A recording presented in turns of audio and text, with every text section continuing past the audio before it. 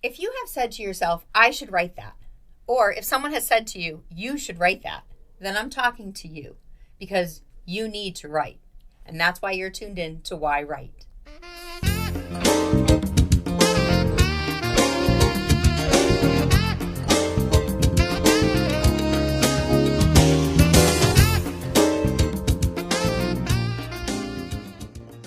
Hi, welcome to yWrite. I'm your host, Angela Grout, and I thank you for tuning in to another episode of yWrite, because this is the show you want to see when you want to write your story and learn what writers are writing. And today I have an in-studio guest as usual. I mean, not always, some are Zooms, but I have an in-studio guest today who is a writer, but he's a comic artist and a freelance creator. He's a graphic artist and illustrator, and his work can be seen in many publications. His name is Tanner Ogle, and his magazines and his comic books we're going to talk about today, about how he gets them distributed, how he gets them published. His own comic books include, as you'll see on the table in a minute, his series called The Brass and Murph, and he has lots of things he's working under with his name, but he also, like I said, is a freelancer, and he works for other people and does comics drawings for them. So this is going to be a really great episode because we have not had anything like this yet. Tanner's online gallery is found at tannertogle.com, which offers samples of his work, which we're going to show today, all of his original art and some print and his books that are for sale. And he's in the studio from East Hampton, Mass. So I want to welcome Tanner. Hi, thanks. Hi, Tanner. Thanks for coming in. Yeah, thanks for having me. I'm glad to bring the show into the graphic world a little bit. Yeah, I mean, we met this past weekend, and I mean, it was like kind of like a quick, I don't know, like we met and I fell in love. I was like, what are you doing? What is this stuff? Yeah, it's certainly the quickest I've ever been on a podcast. So I wasn't expecting to be on a podcast this week. So. No, my guest today, the original guest, needed to, scan it, and I was like, you know what? I'm doing this because I am like so excited about this. Mm-hmm. Now, I'm a comic strip reader. Like in Peanuts and, Family Circus and, Sunday comics. But you're actually doing books, like graphic novels, I'm going to call them. And it's a foreign world to me. I mean, I did look up, I went to the library and looked up what graphic novels are. And I thought, I can't write a graphic novel because I can't draw. Oh, yeah. And, you have this right here. Yeah, this is your series, Brass, that you've been working on, you were telling me about. And not only do you have all the illustrations in here, but they're colored, and you have all the dialogue. So I have a whole bunch of questions. Number one, I guess I want to find out, when did you start drawing? When did you know you were like a visual storyteller? So I was drawing ever since I was a little kid. I always, drew. Well, me too, but I did stick figures. Well, I always drew a little bit more than other people, and I kind of knew that I had a little bit more of an aptitude for it than the average person, but I didn't really start taking it seriously until much later. I was into art in middle school and high school, and then I became a musician predominantly. I went to school for jazz voice. I was in bands. So when I had abandoned college, I ended up taking a hiatus, and by hiatus I mean we broke up. It's still on hiatus? Yeah, still on hiatus. Well, we occasionally get together, but I have a new band now. It's fine. But but we were in this hiatus, and I wanted a creative output, and I'd been drawing and spent my whole life reading comics and loved them, and decided to and most comic artists that you listen to talk, they're like, oh, I was drawing comics when I was a little kid. I actually wasn't. I was just drawing pictures and stuff. I never really tried making a comic book. So So you're doing like artwork? Yeah, just pin-ups of my favorite characters and doodles and stuff like that. I for some reason I never did that narrative thing. And so I did draw Snoopy a lot. Oh yeah, I drew Dragon Ball Z characters. Okay. That's what I drew. Akira Toriyama was one of my favorites. All right, very complicated characters to draw. Well, there's like a language, and that's one of the things that got me into cartooning. You start to learn his kind of, he's an artist that has a very unique language, and it kind of gives you an idea of how to cartoon. But anyway, so I was working at a restaurant with a writer named Alexander Leisure Smalls. He had done a lot of stories. He had this world, and on a whim, I was just like, "Hey, I want to make a comic. Do you have a story for me?"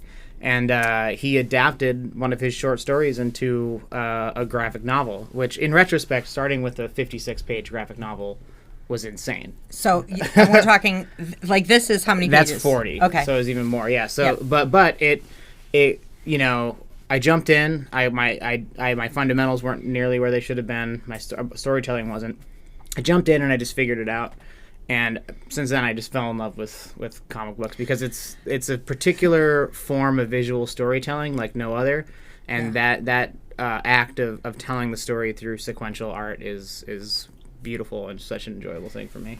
So yeah, I mean, I'm taking in a lot right now. So yes, sequential art, I love that because it is a series and sequential, pictures that can tell the story, but you have, dialogue between the characters.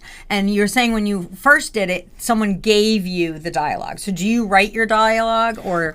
So it depends. And what comes first, dialogue or pictures? Yeah, so it depends on the project, In that case, I didn't get into writing yet when I did that book. That was the book called The Cross the Mother.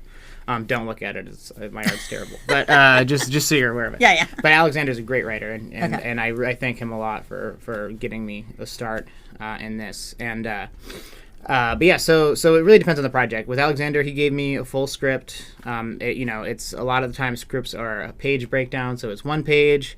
Say it's a page with 5 panels. It's page 1, panel 1. This happens, dialogue. Panel 2. This happens, dialogue. And that's what you work off of. And when I write for myself, I will do a script like that. And sometimes in the latter portion, when I'm lettering, if I'm lettering myself, I will change dialogue around and stuff. But lettering meaning putting in the dialogue. Yeah. Sorry. No, that's okay. I just want to break it down so we all know lettering is refers to putting in the balloons and stuff. So sometimes if I write for myself, I'll do that kind of script, and then maybe I'll change the dialogue. But there are some other ways. Comics is a pretty free-form medium. So, for example, the book that I'm working on right now would be a little closer to what's called the Marvel method. So in the 60s, in the prime time of Marvel, Stan Lee and Jack Kirby did the majority of the work together, and the way that they did it was an even more extreme version of this, where Stan Lee would call Jack Kirby on the phone and say, "Hey, I want 6 pages of the Fantastic Four crashing into Earth," and then Jack would just work off of that and pace it himself, and then Stan would go in and put dialogue over those finished art pages. So doing I can picture him saying do the Fantastic Four. We know what we know who the Fantastic Four are. Those characters have been already established. So if you get a work for hire for someone who is giving you the dialogue for 2 characters, do they tell you what these characters look like? Do you create the characters? Yeah. Back to what I was saying. So the book I'm working on right now is a little bit of a mix of that. So it's a guy named Brian Lafferty. He's had this idea for a while. He had a pretty good story layout, but he didn't have a script per se. So the way that one worked was he showed me this story layout, and he gave me character descriptions. He gave me a worksheet that was like, this is this main character. I want him to look roughly like this. Here's a couple actors that I might want him to look like, and then I did the character designs ahead of time for him. So I would send him a couple sketches, and he'd be like, I like this, I don't like that. And then once we have those characters established, we're working with something that's a little more like a Marvel method. The scripts he's sending me they're paced out, but they're not as particular, and they don't actually have any of the dialogue on them yet. So it's more a free form. He gives me the story beats and the story intention, and I'm able to be really free and choose the emotional interactions between the characters, choose the pacing of the story. So when someone's there, are they doing work for hire from you? Because this is your baby too. Yeah. So this one is it's a collaborative. What I would it was what I would technically still call work for hire, because it wasn't a story that I wasn't as involved in the process of the story development. I did get the chance to design the characters and the world and stuff, but it's not really I'm not behind the characters. Whereas something like Brass, my brother and I co-plotted and started that together. It started with the germ of an idea that I had, and we developed the whole story and the pacing together, and then Travis developed a lot of the cast. So that was a much Your more... brother's Travis. My brother's Travis, Okay. I'm sorry, yeah. Yep. He's the writer, and he scripted it. But that's what I would call more of a collaboration, because I had an integral part in the development of the story and the ideas and stuff, where with this new book, even though I am, a strong creative collaborator, it is more of Brian's baby than mine. Yeah. So, okay, so first of all, I'm holding this, and as a writer, I know how expensive it is to print a book, and like, comic books have that like magazine quality feel. However, it's like, thicker. Like the old days, I feel like they were very flimsy. Yeah. Well, it's funny like you say that, because that's actually, as much as I do love the quality of these books, I've always been after that. I want the flimsiest, because I love those old floppy books, and it's hard to get a good publisher to print a really nice, like, thin floppy, because to print on paper of that fine, you need to do like drum printing, and it's like the old-fashioned way. copies, so it's too hard. Yeah, because it's like getting a newspaper. Yeah, exactly. If I could print my comics on newsprint, I would be so happy. But you have to. I think you have to get from companies where you order like 10,000. So, which I can't. Well, hopefully you're ordering 10,000. Yeah. But like I'm just, it's almost waterproofy, right? Yeah, it's like a laminated. Yeah, it's laminated. How do you get it to this? Like to this, you. And we're going to start from the beginning here. So first of all, you're drawing these. Yeah. And that's a lot of panels. I'm calling them panels. Yes. Yeah. So that's a lot of panels. Then you're adding the script to it. Well, I color first. You color first. Okay. And then letter. Yeah. So you color first, then you're adding the script to it, and then it goes all. You're doing all this on a computer. Well, you're drawing by hand. Yeah, I do the watch you draw I do the by drawings by hand. So I do my pencil. I do rough pencils. And then inks over those pencils for the final line art, and I do that oversized. So this is like these here. Yeah. So I do. Can we pull one out? Yeah, sure. It's going to be show and tell, and this table is going to get messy, I think, but it's okay. Yeah. So I was excited to look through these portfolios. So this is some of the artwork from Brass, actually, if you want to hold that. Yeah. So this is 11 by 17 size, and so the reason I do this, and the reason people do this is. The artwork reproduces better when it's shrunk down. It looks a lot cleaner, easier to read. So once you get this finished copy that you've penciled and then you've kind of penned over it, right? Yep. Do you make a copy of it to color it in? So the way I do it, so you scan it into the computer, and then through various processes you basically get rid of the pencils, so it's just the line art left, and then I color digitally, so you can put color layers.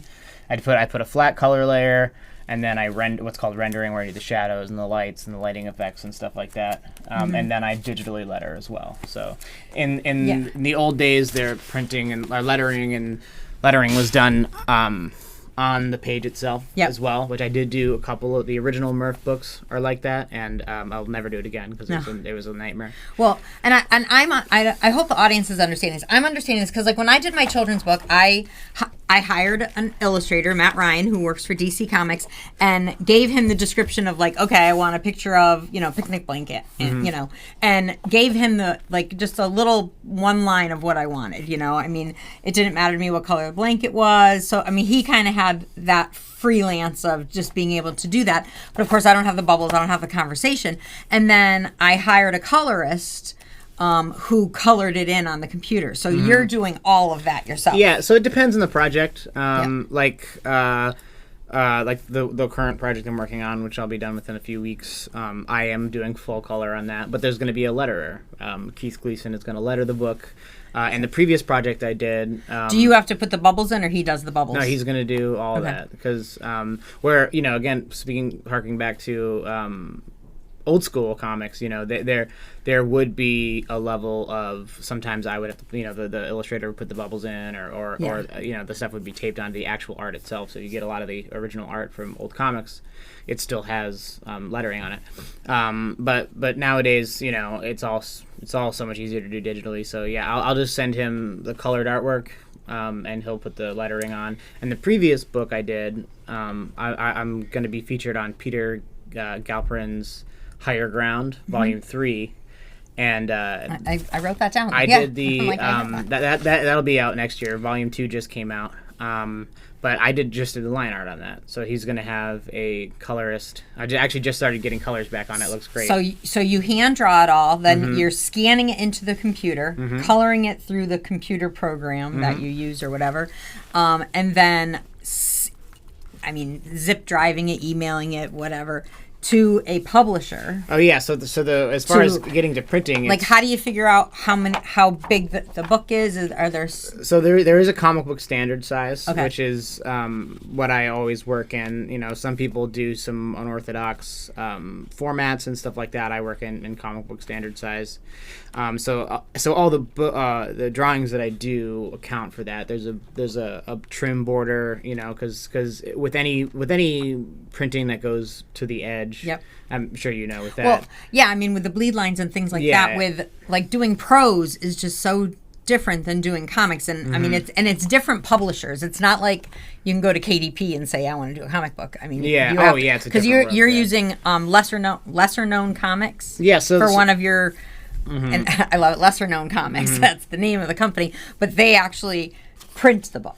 Well, no. They distribute it. The two companies that I've worked with, Lesser Known Comics and Apollo City Comics, they're less formal publishers and more of kind of indie collectives and kind of providers of resources. Okay. Lesser Known Comics did distribute on their website for a small period of time, but they since ceased that. But really what they do is they just provide a kind of a community, a support system to help you develop the book, to help you promote the book, and just help you get those things to fruition. But the printing company is that I've used in the past few years is comicswellspring.com. Okay. And they have basically, you know, so like, and the other thing with Lesser Known Comics, they provided a designer, Amal. I'm not sure how to say his last name, Amal Desai or Desi, I think. And so my two Murph books and my Lightkeeper, he designed those books. So he put together the book, the inside, the cover arrangement, the back. He did a beautiful job. And that was the biggest, most helpful resource from Lesser Known Comics. And since then, like with Brass, I had to do that myself, where you know I knew the margins. I had to put the covers together, put the print together. There's so much formatting. Because I'm thinking, okay, yes, you're a comic artist, you're just drawing, but then there's so much more to it. Oh yeah, and it's with Brass especially because with Lesser Known Comics, it was really nice because I could just be like, here's all the art and the cover, and then they'd sent me back this finished book ready to print, and that was awesome. With Brass, I had to spend hours and hours reformatting stuff. So and that's the thing is you have 4 panels here. Mm-hmm. You have to make sure it goes on that page because I would think that the story's being told this way. That if that panel is on this page, it may make a difference. Oh yeah. Well, the pages are all drawn as the page, but yeah, making sure everything's in the right order, everything's the right size, especially when you come to double page spreads and stuff like that. It was a challenge, but you just have to do a little bit of research to make sure that your print sizes are right, and design is its own beast. I designed the logo for Brass and the kind of look of the book, and that's the best one that I've done to date. I've tried to design books before in the past. It's not quite as good. So that's a whole nother. I have a friend, Mark Mastel, who he actually designed Mike Dobbs' books. He's a great designer. Yep, Mike Dobbs has been on the show. Yeah, brilliant designer, much better than I. And he's like an expert in the comic world. So if you can get, he's full of knowledge. Yeah. But yeah, if you can get a designer to help you out, you should, because they're probably going to be better at designing a book jacket than you. So what I've known about graphic artists, like coming in from the beginning as a writer, like of course when I was working on April Rain, the book wanted to be a graphic novel. Mm-hmm. Like my muse wanted it to be a graphic novel, and I was like, I don't know how to do this. I looked him up. I'm like, I don't know how to draw all this stuff. And then when I did come across Matt Ryan for my children's book, we talked about doing storyboards in order to each chapter make one kind of giant poster of that represents that chapter, which would then. And I'm saying this because a lot of times comics go to the movies. Oh, yeah. Like a comic book, because it gives you that visual storyboard in order to sell a story for the movies. Have you worked on any that have gone to the movies? No. The only thing close is I'm developing a project with a filmmaker right now, who has a script that he is too expensive for him to make as a movie, so he wants to do a comic book adaptation of it. We did a small Kickstarter for an Ashcan version, a short story. What's Ashcan? And Ashcan's like a very short book to kind of promote like a lookbook, an upcoming just like a very short little story, a few pages. So we just kickstarted that, and those will be going out soon, and we're hoping to get developing on that series, because and that's the intention behind that, is to get that that property out there to see what happens, and nowadays, especially in the post Iron Man world, in the Marvel world, comic properties are getting bought by studios like crazy, and it's not only the testing ground part of it, where it's okay, you can see this story in completion, you can see its visual appeal and stuff like that, but it's also, part of it is also like an audience test thing. If you do a comic series and you get it distributed by a publisher, and 20,000, 30,000 people buy it. Apollo, who do you use for distributing Apollo City? Lesser known and Apollo City are not traditional distributors. I haven't done any work yet through a company that uses. I saw that on the back of this one. Apollo. Yeah, that's the other. Apollo was kind of a imprint of Lesser Known for a while. Now it's their own jam. So I haven't done anything through the traditional publishing channels, because comic book distribution is a unique beast. It's what's called a direct market. So there's only a handful of distributors that distribute directly to the what's called comic book shops. Yeah, that's going to ask. Do they distribute to like Barnes and Noble and the brick and mortar stores, or it's strictly comic book stores? Not floppies. So it's a little bit. It gets a little bit weirder there too. So when you're talking about your standard comic book, your single issues, 1, 2, 3, 4, that's comic book shops only. There's only a handful of distributors, and that's actually where your comic book sales come from. So when a comic says, "Oh, we sold 100,000 copies," that doesn't mean necessarily that 100,000 readers have those copies. That means that 100,000 copies were ordered by the comic shops. Okay, and that's where your sales figures come from. But as far as getting into is there usually only one print for a comic book? You know how like sometimes people there's like, multiple printings. Okay, because there's like, it's a collector's item. Some printings. So the first printing is always the more valuable one when you're talking about collector stuff. But some comic books. I think right now in the comic industry, there's the Absolute Batman series is like one of the best selling comic books in years, and I think they just got to their 9th printing. And that's just on the single floppy issue. But you can get graphic novels into bookstores, and that's a different. So once you've done 6 issues or so, you can collect it into a graphic novel, and that's when you can start splitting into the bookstore distribution market, which is a totally different. So if you do Brass Volume 1, Volume 2, 3, 4, 5, 6, then put them all together in one book, so that's an anthology. So that's our plan. So Volume 2 will be out next year. This is the first 2 issues, and then we're going to collect it to do a graphic novel, and we're going to try to pitch the graphic novel to some publishers to get into the we have one in mind particularly, and then try to get into the wider distribution market with the graphic novel. So the books that you have done with your names on them, you have Giant Size Murph, which is over here. You have Murph, Blunder Dog, Lightkeeper, Out Come the Comics, and the Found Footage, which is an anthology, and the Shadow Anthology. They're all separate stories, right? They're all. It's like individual. I'm going to say genre. They're not individual characters. They don't flow together, except when you get into the Found Footage anthology. Is that where you've done like 6 comic books and put it together? So all the anthologies that I've been a part of are actually I just do one story. Okay. And this goes back to what I was talking about, Lesser Known and Apollo City Comics. Great collectives of creators, and we've done a lot of these anthologies together where it's a large book featuring tons and tons of creators. So I'll do one story with my brother, or one story with Brandon Blocksdorf, and that'll be a few pages. And with you mentioned the It's a Horror Show, the Found Footage anthology. That's the latest one that I was in, and I do a 4-page story in there written by Brandon Blocksdorf, but that's a 100+ page book full of horror stories from different creators. Like, so one of my favorite comics was Calvin and Hobbes.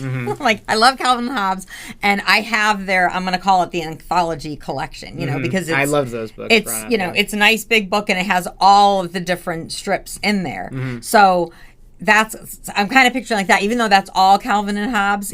Like this, the other anthology you're talking about is just like an accumulation of just all different authors all putting their stories in. That's what I would more call a traditional anthology.